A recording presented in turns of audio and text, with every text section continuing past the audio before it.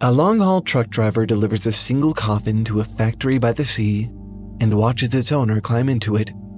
A caravan of road trippers pass through a small town that's eerily empty, except for one residential street, where rows of identical families eat at identical dining tables on their identical front lawns in front of their identical houses. A delivery driver finds himself searching for an address that doesn't seem to exist, lost on a looping underground highway whose exits change depending on which direction you're going. Other cultures have their mystical otherworlds, parallel dimensions that occupy the same space as the real world, but are full of fairies and spirits and gods.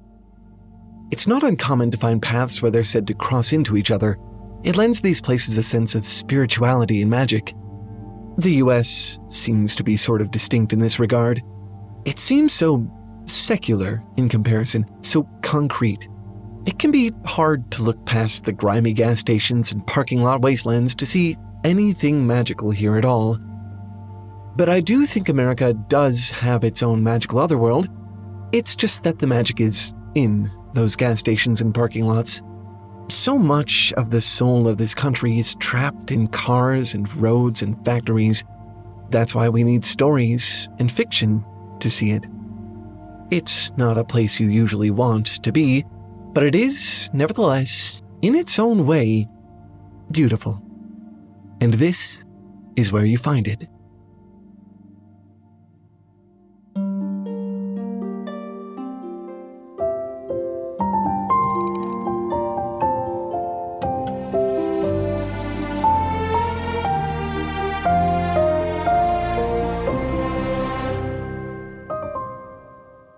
One of the best things in life is learning, which is probably why you're here to begin with.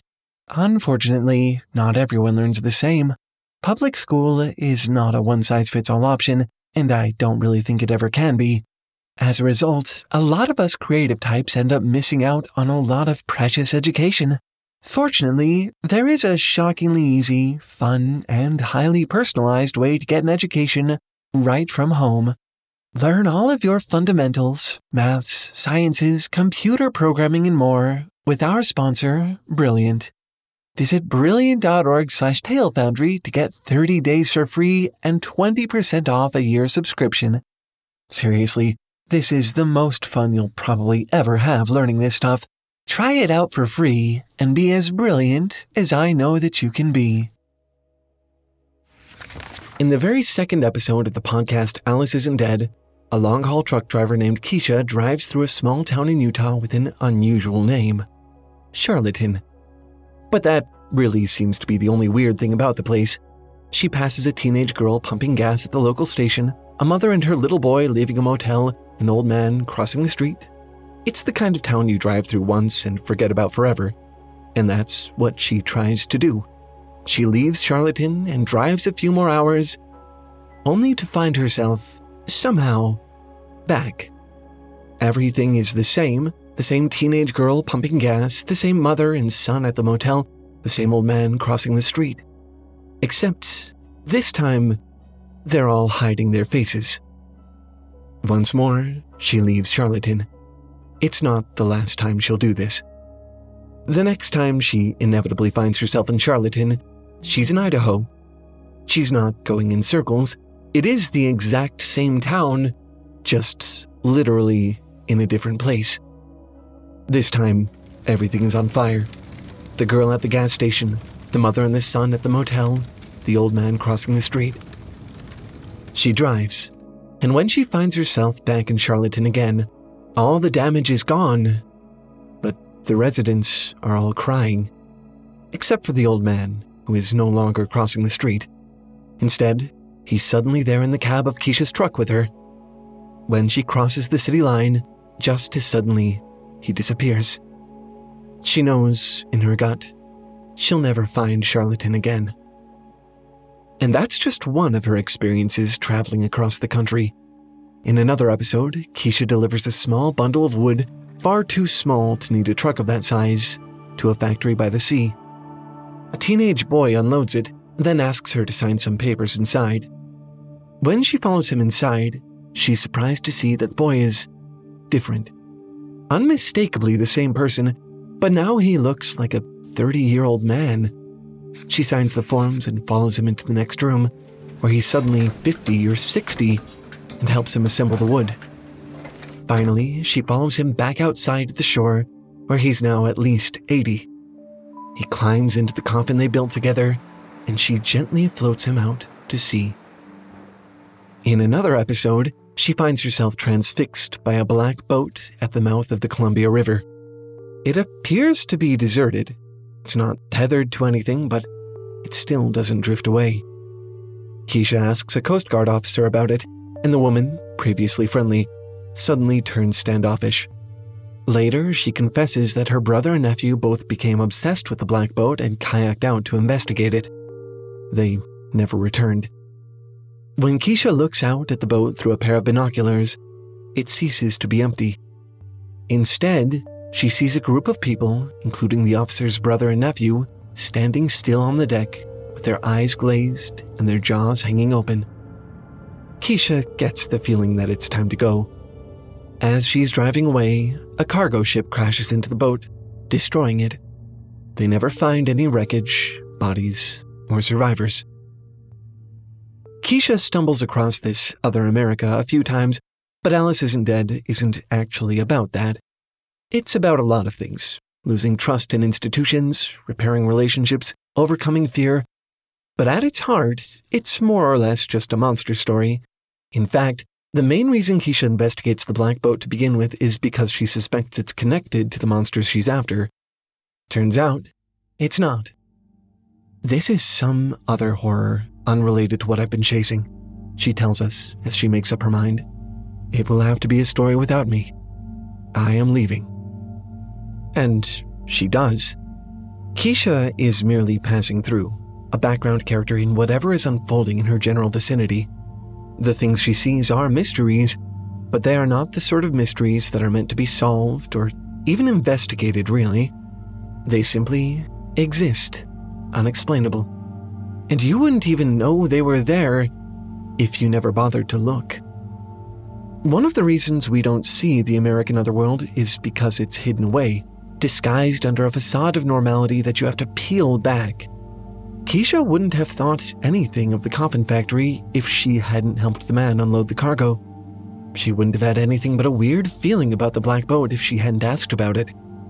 And there was nothing out of the ordinary about Charlatan the first time around.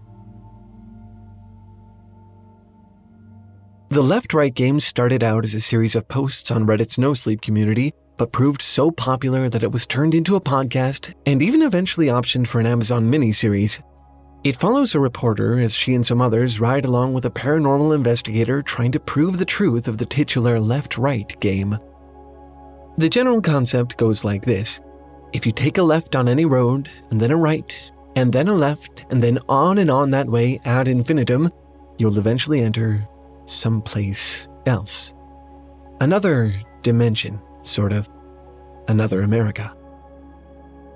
One of the very first examples of this is the hitchhiker. The leader of the expedition is very specific about this. There is always a well-dressed hitchhiker with a wooden briefcase on a specific turn. You must stop and pick him up, but you must not talk to him, even though he will try to make conversation. It turns out the instruction to pick up the hitchhiker isn't actually a safety precaution. It's more to keep you sane. If you don't pick him up, he just appears in your car anyway, and then disappears when he wants to get out. The prohibition against talking to him, though? That one is meant to keep you safe. In the story, one traveler does speak to him. He tells her about a beautiful town called Wintry Bay, which she becomes obsessed with. When she spots the turn-off sign for it a few days later, she's so eager to see the place that she misses the next turn in the left-right game, which is something you cannot do. She disintegrates into ash. Remember the town I mentioned at the beginning? The one with the perfect families eating at the dining tables and the front lawns? That's from the left-right game too. The town is called Jubilation. The main character first hears about it when she turns into a local radio station on the road. The radio host talks about some town news, and then plays a bunch of tortured screams the way other stations play smooth jazz. It's noon on a Wednesday when they enter Jubilation, but everything is still and silent. Empty, lights off, doors locked. That all changes when they turn down Sycamore Row. It's your average residential street, lined with perfect, identical white houses. On the front lawn of every house on Sycamore is a dining table, and at each dining table is a small family. A mother, a father, a daughter, and a son. None of them look up as the road trippers pass. A street off Sycamore has the same white houses and perfect lawns, but it's abandoned and looks like the aftermath of a bomb. Windows shattered, porches smashed, cars rusted out. When the main character tears her eyes away and glances back at the Sycamore Row residents in the rearview mirror, they are all staring at her. When they leave town, they're followed by a tow truck. The crew impale one of the characters' jaws on a tow hook and drag him back to town, chatting amongst themselves like it's just another day in Jubilation. This is another thing about the American Otherworld. You can see it in both the Left-Right game and Alice Isn't Dead. These are stops on a journey, and there really is nothing more American than a road trip. America is a country that was built for cars, not people. The vast size of the country, the lack of development before the Industrial Revolution, the auto manufacturing lobby, and the uber-independent American attitude, everything combined to make this one of the most car-dependent nations on Earth. Is it really a surprise, then, that cars and driving would work their way into the soul of this country? The Left-Right game is unique in that it is just a journey. There is no ultimate destination. The aim is simply to get as far into this eerie parallel version of America as possible. And the further in they get, the more reality seems to peel away around them. They are forever wandering someplace else now. They will never go home. If home was ever even a place in this vast, rootless land. Kentucky Route Zero is hard to describe. It's a video game, technically, something like a cross between a visual novel and a point-and-click adventure game. Laura Hudson from Wired Magazine explains it like this. Imagine for a moment that the next great American novel was created in the 21st century as a point-and-click adventure game woven out of Southern Gothic fiction, magical realism, and a techno-mystical understanding of hyperreality. See what I mean? The game is something else. It's been featured in not just one, but two separate international art exhibitions. What's unique about Kentucky Route Zero is that it's also weirdly grounded. The characters in the game don't just stumble into disquieting scenarios that don't quite make sense. All the strange things they encounter have meaning. They exist to make tangible the beauty and tragedy of the mundane world they lie beneath. Kentucky Route Zero isn't just about the American Otherworld. Kentucky Route Zero is about America. Specifically, it's about Kentucky. You probably could have guessed that. It follows Conway, an antique store delivery driver attempting to make his last delivery before the shop closes down. Simple. But to get there, he has to take the Zero, an underground loop of highway whose exits change depending on whether you're going clockwise or counterclockwise. As he's pulled off course by detour after detour along this strange stretch of road, we start to get the sense that he's brushing with something. Something vast and ominous and lonely that you never know was there otherwise. Something which manifests as places and the people who live in them. There's the Hard Times Whiskey Distillery, which buys debtors who can't pay the bar tabs and uses them as that's all for this one. Thanks for watching and keep slaves. making stuff up. What happens to their I'll see bodies, you you ask? next week. Well, they've got Bye. to make their signature whiskey somehow. There's the Bureau of Reclaimed Spaces, a government agency in an underground cathedral that has an entire floor full of bears which you can wander amongst but not interact with. The church that used to be in the cathedral has been relocated, but by the time you get to it, the congregation has stopped meeting there, and the only thing that's left is the janitor playing tapes of the old masses to an empty building. There's the Museum of Dwellings, a warehouse-sized complex where people live in the exhibits, cabins and houseboats with informational plaques next to them for you to peruse. When Conway visits the museum, he is shocked to discover the cabin that he grew up in neatly labeled, but empty. These places all have a sort of melancholy to them. They're all examples of a region that is slowly dying from the exploitation of corporations and rich outsiders. The world of Kentucky Route Zero is full of literal ghosts. Coal miners who died from safety violations, impoverished bluegrass singers, a mathematician who disappeared in a cave. The only thing more haunted than the setting is the people who are still alive inhabiting it. All the characters in the game are struggling to keep their heads above water, one slip away from total destitution. The doctor who couldn't afford medical school and gets trapped into a pharmaceutical company's scheme to charge patients through their power bill. The patient who has to go to him because he can't afford medical care otherwise. The bar owner who has to sell his debtors to Hard Times whiskey just to keep afloat. The debtors who are now stuck working the distillery for eternity. Beneath the glamour of Hollywood, the slick technology of Silicon Valley, and the pomp of Independence Day, a different, quieter America lurks. It's not easy to find. It's hidden away because it is gritty and uncomfortable. But it's also, in its own way, beautiful. It's beautiful in the way that lost things are beautiful, the way that broken things are beautiful, the way haunted things are so often beautiful. In her Wired review of Kentucky Route Zero, Laura Hudson wrote something that stuck with me. She meant it about the game, but I think it applies to the American Otherworld itself. It is, she wrote, a tragic ghost story where the ghost is the American dream. It keeps haunting America because it doesn't know it's dead. One of America's great promises is opportunity, that everyone, if they just try hard enough, can make their way here. Unfortunately, on an institutional level, that just isn't true for a lot of people anymore, especially when it comes to education. Public school isn't really a one-size-fits-all solution, and seeking your own education is increasingly reserved for people with enough money to pay for it. But it doesn't have to be that way. Our sponsor, Brilliant.org, can make all of that far more affordable and far more fun than it's ever been before.